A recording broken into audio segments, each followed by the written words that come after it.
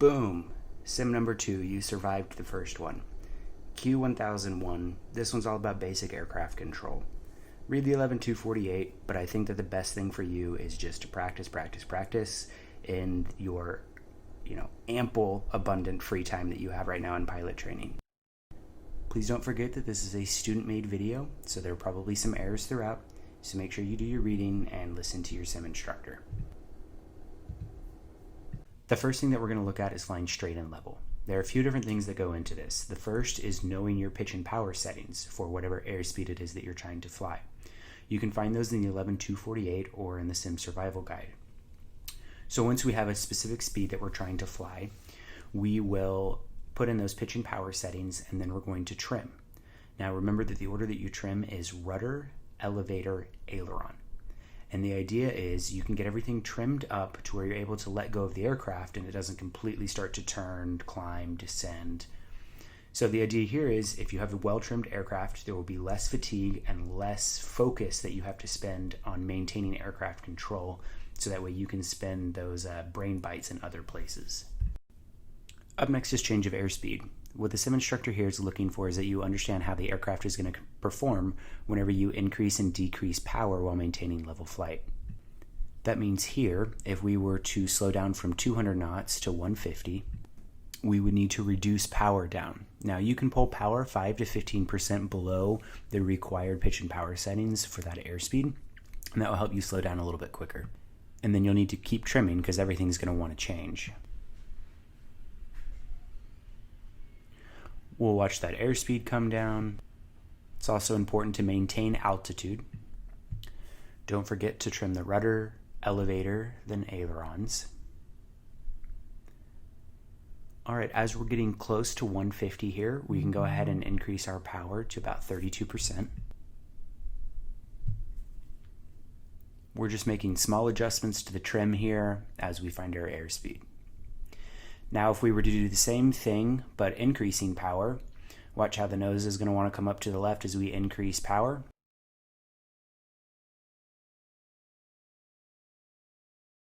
So we'll need to trim out.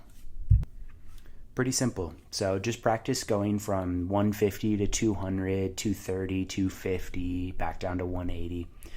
Just practice and understand how the aircraft is going to respond whenever you input power and pull out power. That way you can trim easily and accordingly. Up next, we have turns to a heading. So here what's going to happen is you're going to be flying straight and your instructor will come on and say, ball 22, turn left to a heading of whatever, or right to a heading of whatever. What they're looking for here is that you're able to maintain aircraft control, so airspeed, altitude, and that you're able to make the turn to that prescribed heading. A couple of things that I would do here right away, when they give you a heading, take your heading bug knob and plug in that heading, because it's really easy to forget what heading that they gave you. The second thing to note is that if they give you more than 30 degrees of heading change, use a 30-degree bank. If they give you less than 30 degrees of heading change, match the bank angle to the degrees that you need to turn. So if you only need to turn 15 degrees, use 15 degrees of bank. Let's see what it looks like here. Let's say your instructor gave you ball 22, turn right to a heading of 120. The first thing that you should do is plug in 120 with your heading bug. We will work to maintain altitude and airspeed, and in this case, we will use 30 degrees of bank because it was more than a 30-degree heading change. When it's time to roll out, we'll use about 5 degrees of heading leeway. Let's say next they told you to turn right to a heading of 140. That's only 20 degrees of offset heading, so we will only use 20 degrees of bank. And then same thing here, we'll roll out with about 5 degrees of leeway. So if they told you a really big change like 300, we would plug that in and then use 30 degrees of bank to turn to that heading. So there's really not a whole lot to this. Practice turning both left and right, both big and small adjustments, but the main thing is to maintain your cross check. So whatever your airspeed is, here would be 150. Make sure that you're not gaining or losing altitude and that you have a constant bake turn. All right, so we're going to look at a vertical S alpha. Again, this is a maneuver that really is just designed for you to work on your basic aircraft control and your hub and spoke for your cross check. So here is the first time that you're changing altitude, you're messing with your pitch and power settings, and there's a whole lot going on. So my recommendation for alpha is to go ahead and pull out your heading bug so that way you can maintain a course, and then we will increase power to 55% and pitch 5 to 6 degrees nose high. Make a note of where you're starting your altitude because you'll need to climb 1,000 feet from that.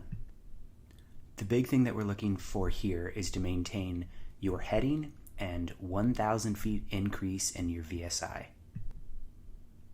Make sure that you're talking about what you're doing with the trim because that's really what your instructor is looking for here, is for you to talk about basic aircraft control and trim.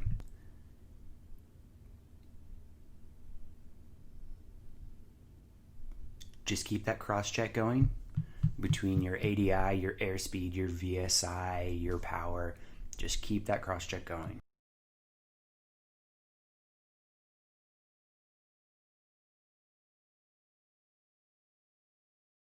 Here we are coming up 100 feet below where we need to reach the top of our 1,000 feet.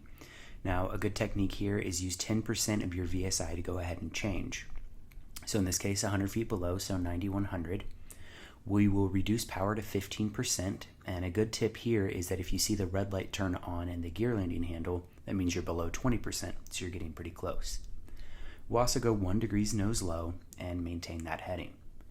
Again, here we're looking for about 1,000 feet VSI decreasing, and then we're just working on our hub and spoke and trimming, making sure that everything's looking good. Not a super complicated task, but watch that heading because it's a little easy to slip off of it, and really the thing that changes the most is the VSI. So if you can nail that right on 1,000 feet increase or decrease, you're going to be in pretty good shape.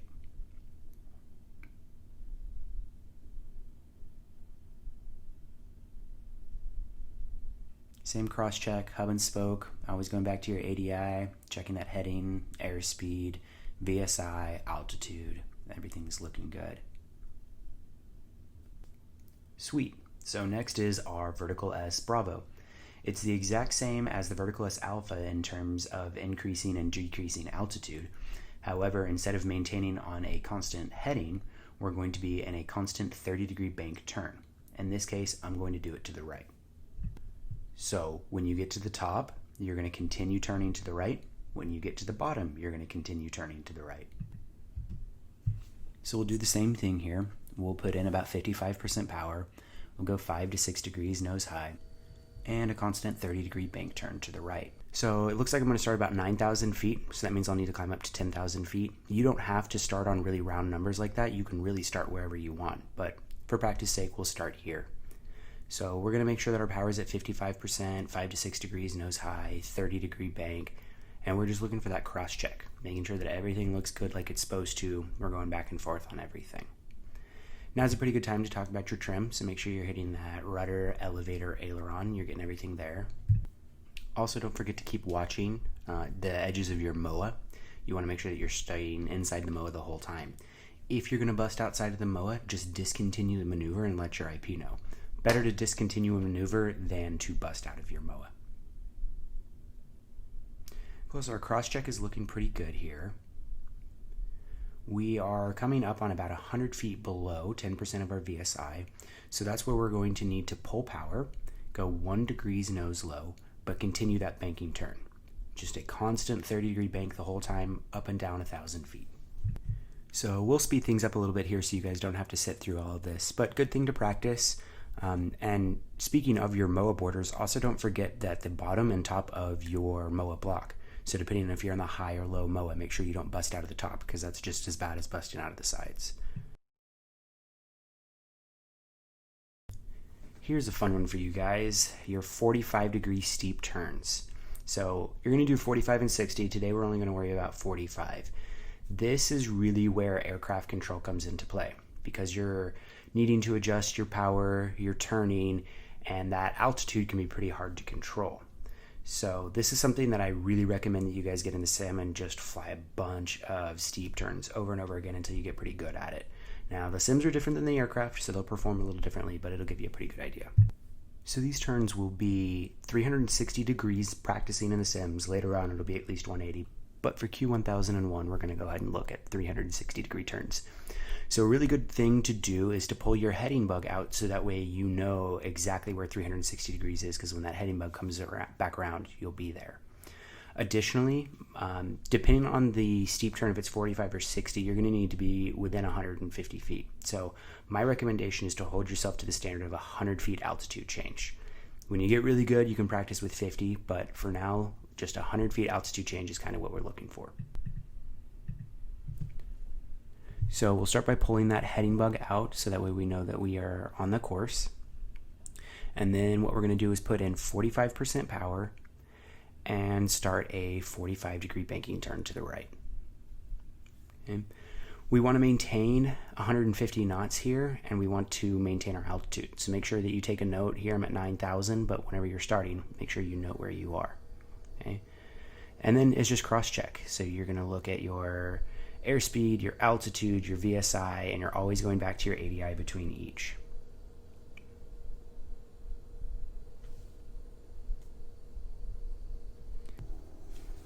So as we keep coming around, we're going to do this both directions. So we're going to go right and left. It's a good thing to practice both directions and see which is easier for you. But for most people, turning right is easier, and that's because of the torque from the propeller. So as we're coming around, we need to give ourselves about 5 degrees of leeway. So when you're about 5 degrees away from your heading bug, go ahead and start to roll out, reduce power, and trim back down. It's pretty easy to balloon here, so watch out for it. Up next, we have our nose high recovery. Okay, so this is recovery from an unusual attitude. So if you're nose high, what you need to do is turn 90 degrees to the closest horizon. So if you're perfectly wings level, you can pick, but either way, if you're tilted one way or the other, go ahead and tilt the aircraft 90 degrees to that horizon and let the nose fall down to the horizon. Once the nose is on the horizon, you can go ahead and roll wings level. Additionally, while you're doing this, you will need to increase power. I'm going to make the recommendation just to go to max, but you can do power as required. So how this will work is your semi-IP will probably tell you to close your eyes, and they will reach into the cockpit and they will mess with your stick, they will mess with your PCL, and they will probably even mess with your trim. And then they'll tell you to open your eyes. And then you'll have to look, figure out where you are. You have to confirm that you have an unusual attitude recovery, and then respond to it. So let's take a look here what it should actually look like. So you close your eyes, your semi-IP would reach in, they're going to pull the nose way up, and then they'll tell you to recover. You'll look, you'll confirm that you are unusual on both your ADI and backup. You'll roll your wings, in this case to the right, 90 degrees to the horizon. Once you reach the horizon, you'll roll wings level, and I increased power to max that whole time. Now you can go ahead and start pulling power back out. Very similar setup for nose low. Close your eyes, your IP will reach in, mess with stuff, and then you have to recover. Here, however, instead of rolling 90 degrees to a horizon, all you're going to do is simultaneously roll wings level and pull back to the horizon. Okay? Here, you can pull power if you're starting to get really fast. If it's really bad, you can even go idle and speed brake. But for the purpose of the sims, I would probably just decrease power significantly. If you're getting really fast, go to idle. Alright, so let's take a look at what it would actually look like. We started going nose low. Our IP would tell us to recover. We need to confirm our ADI and our standby, and then we will pull the nose to the horizon and wings level at the same time while pulling power out. Once we're wings level, you can go ahead and put power back in. Up next is instrument slow flight. So the idea here is to understand how the aircraft is going to perform at low airspeeds like you would be on idle. It's just to make you familiar with how the aircraft's going to perform. So what we're going to do, reduce power and start to slow down so that we can get configured. So once we're slow enough that we're able to get configured, we'll make the call 140 gear clear, RRP will say clear, and we'll put gear down and flaps to takeoff. Once everything is down, we'll make the call check gear handle down, 3 greens, flaps to takeoff. We're going to keep power at about 30% here, and then we need to maintain altitude. The airspeed that we're aiming for is about 110 knots. Okay. If you look down at the map on the EHSI, you can see that I'm getting close to the MOA border. So what I'll do here in just a second is turn, and that's one of the things that we have to do during slow flight. So we're going to keep it as a pretty shallow turn, 20 to 30 degrees, and it will just help us introduce kind of that turn in slow flight. We just kind of want to see how the aircraft maneuvers, what it feels like. You can see how as I turned there, my amber donut is flashing on and off, and that's because my AOA is getting pretty high. So just something to be cautious about. If we have to increase power a little bit, we can. We're just looking to maintain 110 knots.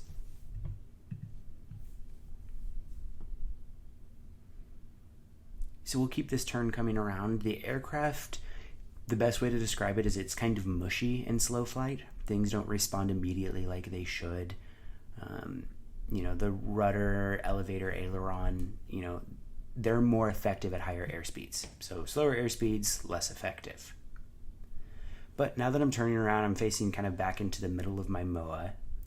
I'll go ahead and roll wings level here in just a second. There we go. And then now what we're going to look at is just flying straight. So same thing, we're going to trim rudder, elevator, aileron. Pretty easy. We'll do that cross check, make sure that everything matches, everything's looking good. So now if I increase my airspeed, you'll notice how that nose comes up and to the left. We can then trim those forces off if we wanted to increase our airspeed. But then if I pull that power out, you'll notice how the nose goes down and to the right. Once you're ready to come out of slow flight, increase the power just a little bit, wait till you're climbing, you have a good engine, then you make the call, climbing, good engine, gear clear. Your IP will say clear. You can put gear and flaps up, and then once they're up, you'll make the call, gear up, flaps up, lights out, and your airspeed. Up next is intercepting inbound and outbound courses on a VOR radial. There are actually some pretty good videos that the sim instructors have made about how to do this. They're on Box. I'm going to recommend that you guys use those kind of as your primary resource. However, I'm going to run through one just real quick just to show you guys kind of what it looks like put all together. So the first thing that we need to do is to tune to the VOR station. Here I'm on the Vance VOR.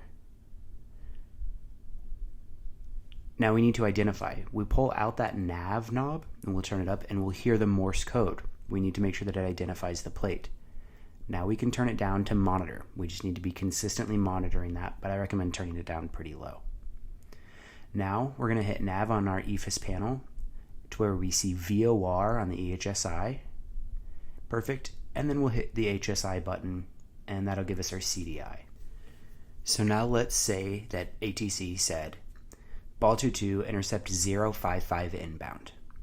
So we will tune, identify, and monitor, and then we will put in the inbound course of 055. However, since it's an inbound course, we're going to put the tail of the bearing pointer on 055, not the head. Then we will turn the shortest direction to where we have the indexer between the head of the bearing pointer and the CDI, and then we'll wait for the CDI to come in.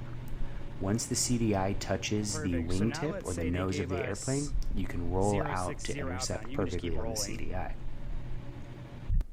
So next, let's say ATC immediately said, Ball 22 intercept 060 outbound. Same thing, tune, identify, monitor. We've already done that, we're monitoring. Now we're going to put 060 as our course. However, since it's an outbound, we will put the head of the bearing pointer on 060. We will turn the shorter direction to intercept the indexer between the head or the arrow of the bearing pointer and the CDI.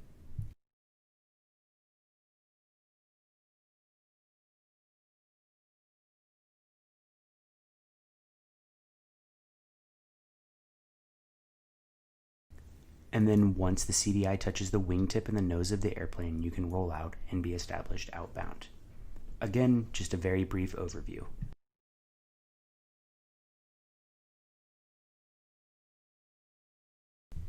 So that does it for Q1001.